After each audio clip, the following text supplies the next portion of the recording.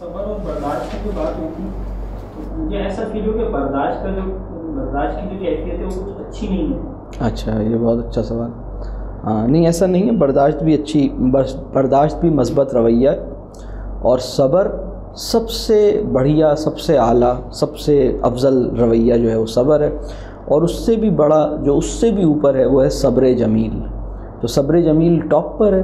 پھر صبر کے اندر جو سب سے اوپر ہے وہ صبر جمیل ہے، پھر ایک صبر ہے، اور پھر برداشت ہے. تو برداشت جو ہے وہ بھی اچھا رویہ ہے. برداشت بری چیز نہیں ہے، برداشت اچھی چیز ہے. یعنی لیکن برداشت اور صبر میں ہم نے فرق کیا تھا. یہ بات مجھے بھی بعد میں خیال آیا تھا کہ کہیں ایسا تو نہیں ہے کہ لوگ برداشت کو برا سمجھنے لگ گئے. اس گفتگو سے یہ تاثر تو نہیں پیدا ہو رہا. یہ مجھے بھی بعد میں خیال آیا تھا. تو اللہ کرے کہ یہ تاثر نہ پیدا ہو اس سے. برداشت جو ہے وہ منفی چیز نہیں ہے. برداشت جو ہے وہ بس یہ سمجھ لیجئے کہ برداشت کا مطلب یہ ہے کہ آپ نے اپنے ہاتھوں میں یہ پرابلم تھاما ہوا ہے نا. آپ کتنی دیر تھامیں گے؟ آپ جب آپ بھر جائے گا آپ تو پھر اس کے بعد چھلک جائے گا. آپ کہیں گے نا بس اب میری برداشت، اب میرے برداشت کا پیمانہ، تو برداشت کا کوئی پیمانہ ہوتا ہے جو بھر جاتا ہے. صبر جو ہے نا اس کا پیمانہ جو ہے وہ، اس کے پیمانے کچھ اور ہیں. اصل میں وہ پیمانہ جو ہے نا وہ اس کے اندر کوئی لمیٹڈ اسپیس نہیں ہے. صبر ایک الگ ہی چیز ہے. یعنی دیکھیے، برداشت یہ ہے کہ آپ اس معاملے کو اپنے کورٹ میں ہی ہینڈل کرنے کی کوشش کر رہے ہیں، تو آپ کے کورٹ میں کتنے کیسز آ سکتے ہیں اس کی کوئی لمٹ ہوگی. صبر یہ ہے کہ اب آپ اس معاملے کو اوپر والے کورٹ میں بھیج دیتے ہیں، تو اوپر کے کورٹ میں کوئی لمٹ نہیں ہے، جتنے کیسز. تو میں نے لاسٹ ٹائم بھی یہ بات کی تھی کہ خدا کی عدالت میں کیس ٹرانسفر کرنے کے بعد بھی اگر اس کیس کی آپ ہیئرنگ کر رہے ہیں تو اس کا مطلب ہے آپ نے خدا کی عدالت میں کیس بھیجا ہی نہیں. مطلب آپ یہ کہہ رہے ہیں کہ میں صبر کر لیا، تو صبر کرنے کا مطلب یہ ہے کہ اب آپ نے ایک ہائر کورٹ میں اس کو بھیج دیا. اب آپ نے وہاں بھیج دیا، سپریم کورٹ میں بھیجنے کے بعد بھی سٹی کورٹ میں مطلب ہیئرنگ کہاں ہوگی؟ مطلب تو جب آپ نے اس کورٹ میں بھیج دیا تو بھیج دیا، اب تھوڑی آپ کا اب جو کرے فیصلہ. تو صبر جو ہے وہ صبر کی، لیکن برداشت جو ہے وہ یہ دیکھیے ایک بات میں آپ کو بتاؤں، تربیہ کیا ہوتی ہے. اگر ایک انسان برداشت بھی نہیں کر پا رہا تو اس کا مطلب یہ ہے کہ یہ تو بہت ہی، یہ جانوروں کی سطح ہے اگر یہ برداشت بھی نہیں کر پا رہا. بلکہ میں آپ کو بتاؤں جانور بھی برداشت کرتے ہیں. جانور کی بھی ایک ٹالرنس لیول ہوتا ہے. ایسا نہیں ہوتا کہ جانور برداشت نہیں کریں. بلکہ اگر میں یہ کہوں کہ شاید کوئی بہت ہی جانوروں میں بھی، اگر کوئی ہم یہ کہیں جانوروں میں بھی ہر جانور جو ہے وہ، بعض جانور ذرا زیادہ بکھرے ہوئے ہوتے ہیں نا، تو وہ شاید وہ والا درجہ ہے جس میں آپ برداشت ہی نہیں ہے. نہیں تو برداشت جو ہے وہ یہ سمجھ لیجیے کہ اس بچے پر، اس انسان پر کچھ کام ہوا ہے جب یہ تھوڑا سا برداشت کر رہا ہے. اس کی تربیت اور اچھی ہوئی ہے تو یہ صبر کر رہا ہے. اس کی تربیت بہت ہی اعلیٰ ہوئی ہے تو یہ صبر جمیل کا مالک ہے. صبر جمیل ایک بہت ہی ہائیسٹ کیٹیگری ہے. تو وہ تھوڑا بتا دیں صبر اور صبر جمیل کیا ہے؟ صبر جمیل یہ ہے کہ آپ کو اطلاع ملے کہ آپ کے محبوب کا انتقال ہو گیا اور آپ کی زبان سے نکلے الحمدللہ. صبر جمیل یہ ہے کہ لائٹ جائے، آپ لائٹ کے جانے پر کہیں الحمدللہ، لائٹ کے آنے پر نہیں، لائٹ کے جانے پر کہیں کہ الحمدللہ. کسی کیا سوچ بنی ہوئی ہوگی. صبر جمیل یہ ہے کہ آپ راستے میں نکلیں اور آپ 48 ڈگری سینٹی گریڈ ہو، سخت لو چل رہی ہو اور آپ کی زبان سے نکل رہا ہو الحمدللہ علی کل حال. آپ کی باڈی لینگویج بتا رہی ہو، آپ کو چوٹ لگے اور آپ اس پہ الحمدللہ کہیں. اب یہ کس وقت ہوتا ہے؟ یہ اس وقت ہوتا ہے، دیکھیں علم کا جو کہہ لیجئے ایسنس ہوتا ہے نا، وہ ہوتا ہے تناظر کا درست رہنا یا پرسپیکٹیو کا ٹھیک ہونا. یہ علم کا ایسنس ہوتا ہے. نالج سب کے پاس ہوتی ہے لیکن پرسپیکٹیو سب کا ہر وقت ٹھیک نہیں ہوتا. یہ بہت ممکن ہے کہ نالج کے باوجود پرسپیکٹیو غلط چل رہا ہو، اور یہ بھی ممکن ہے کہ نالج تو کم ہو، پرسپیکٹیو درست ہو. یہ بات سمجھ آ رہی ہے؟ یعنی میں دنیا کو میں اسی طرح دیکھوں جس طرح دیکھنا چاہیے، مسائل کو اسی طرح دیکھوں جس طرح دیکھنا چاہیے۔ اب آپ کو چوٹ لگی اور آپ نے کہا الحمدللہ، یہ اس وقت ہوگا جب آپ کا پرسپیکٹیو درست ہوگا، اور وہ پرسپیکٹیو یہ ہے کہ الحمدللہ میرے گناہ جھڑ گئے۔ جب آپ کو چوٹ لگتی ہے تو آپ کے گناہ جھڑ جاتے ہیں۔ آپ کو اس تکلیف پر اگر آپ شکایت نہیں کرتے، ناراض نہیں ہوتے، راضی رہتے ہیں، وہ تکلیف جو اس دنیا میں آپ کو ملتی ہے اس پر اگر آپ راضی رہتے ہیں، شکایت نہیں کرتے، ناراض نہیں ہوتے، تو اس دنیا میں آپ کو اس کا ایک اجر مل جاتا ہے۔ جب گرمی اور لو تیز ہوتی ہے تو آپ کبھی سوچیں نا کہ جو بہت تیز گرمی یا جو جیسے ہم ہیٹ ویو کہتے ہیں، کبھی ہم نے اس بات کا شکر ادا کیا کہ اس کی بدولت آتش جہنم سے گھبرانے کی توفیق ہمارے اندر پیدا ہو سکتی ہے۔ یعنی وہ لوگ جو سرد ممالک میں رہتے ہیں انہیں دوزخ کی آگ سے اتنی جھرجھری تو نہیں آتی ہوگی نا جتنی انہیں آتی ہوگی جو نوابشاہ میں رہتے ہیں۔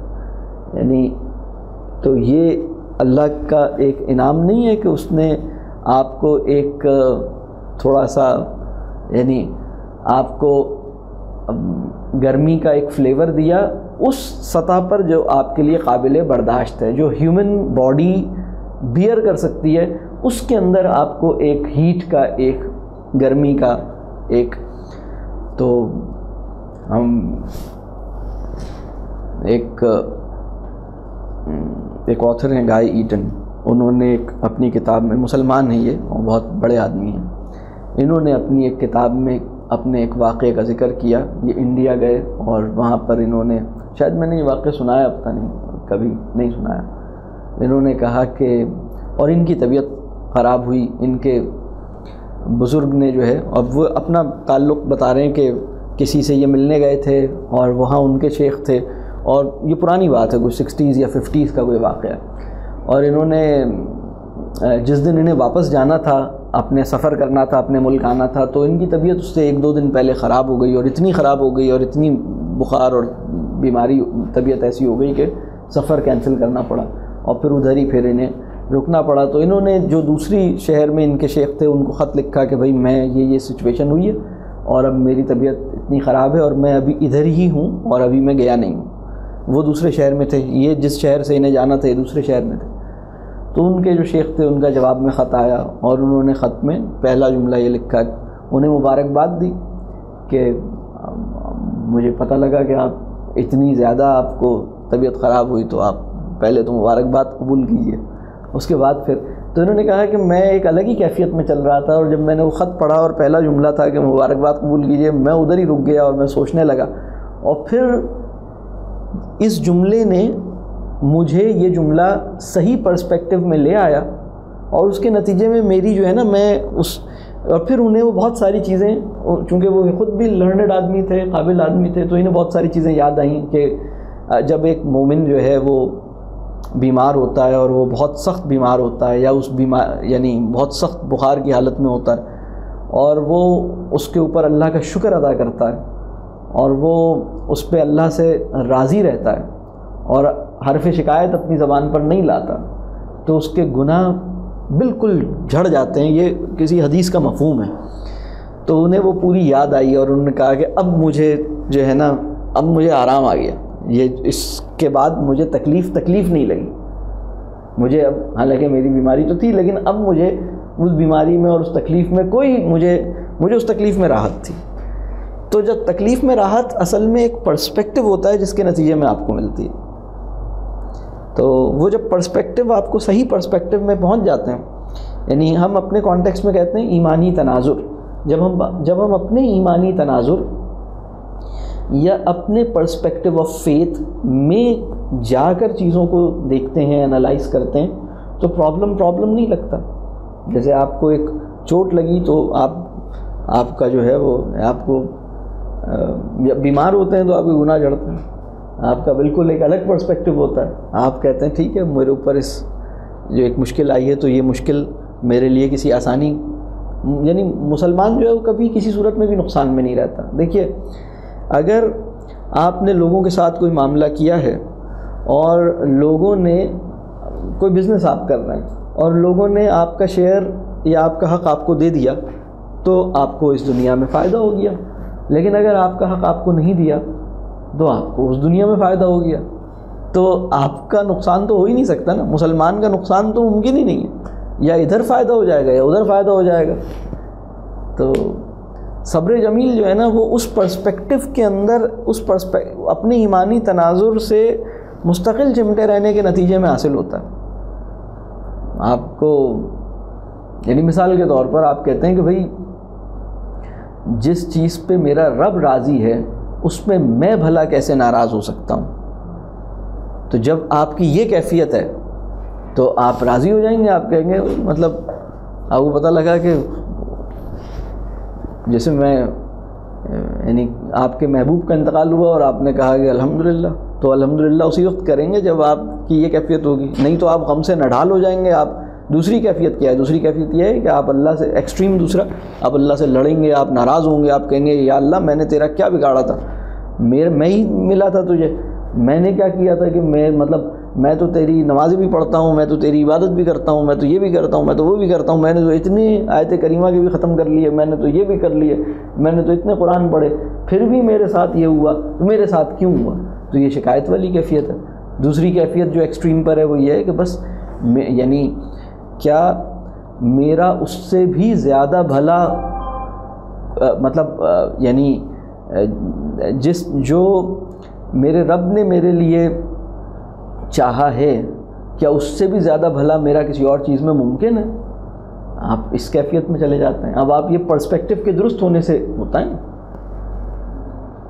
یعنی جس حال میں یعنی سب سے اچھا حال وہ ہے جس میں رب مجھے رکھنا چاہتا ہے. سب سے اچھا حال وہ نہیں ہے جس میں اپنے آپ کو رکھنا چاہتا ہوں. رب اور میرا تعلق ایسا ہے کہ رب یہ چاہتا ہے کہ میں جو کچھ چاہتا ہوں وہ اس کے آگے بیان کر دوں. لیکن جو کچھ میں چاہتا ہوں میں اس کے آگے بیان کرتا ہوں, لیکن جو میرا درست ایمانی تناظر مجھے اپنی دعاؤں پر ضد کرنے سے باز رکھتا ہے. یعنی چونکہ میں درست ایمانی تناظر میں ہوں نا, آپ اپنی ہر بات پوری پیش کر دیتے ہیں اللہ سے, لیکن وہ پھر آپ کے لیے جو پسند کرتا ہے اسے قبول کر لیتے ہیں. تو یہ صبر جمیل یہ چیز ہے. اور برداشت یہ ہے کہ آپ ٹھیک ہے, آپ کو کوئی چیز ناگوار ہو رہی ہے, آپ اسے محسوس کر رہے ہیں, آپ اسے برداشت کر رہے ہیں, آپ اسے تو برداشت آپ ایک حد تک ہی کر سکتے ہیں. اس کا ایک تھریش ہولڈ ہوگا, اس کا ایک پوائنٹ ہوگا جہاں پر آپ کا پیمانہ اصل میں وہ صبر کا پیمانہ نہیں ہوتا, وہ برداشت کا پیمانہ ہوتا. وہ غلط جملہ ہم استعمال کرتے ہیں کہ میرے صبر کا پیمانہ لبریز ہو گیا. صبر کا پیمانہ یعنی صبر جو ہے وہ اس دنیا کا ظرف تھوڑی ہے. صبر اس دنیا کا ظرف ہے برداشت. صبر تو اس دنیا کا ظرف ہے جو حدود و قیود سے آزاد ہے. اس میں وہ انسانوں کو بنایا ہوا پیالہ تھوڑی ہے جو بھر جائے گا. صبر تو ایک الگ ہی چیز ہے, اس کے اندر وہ چھلکتا نہیں ہے.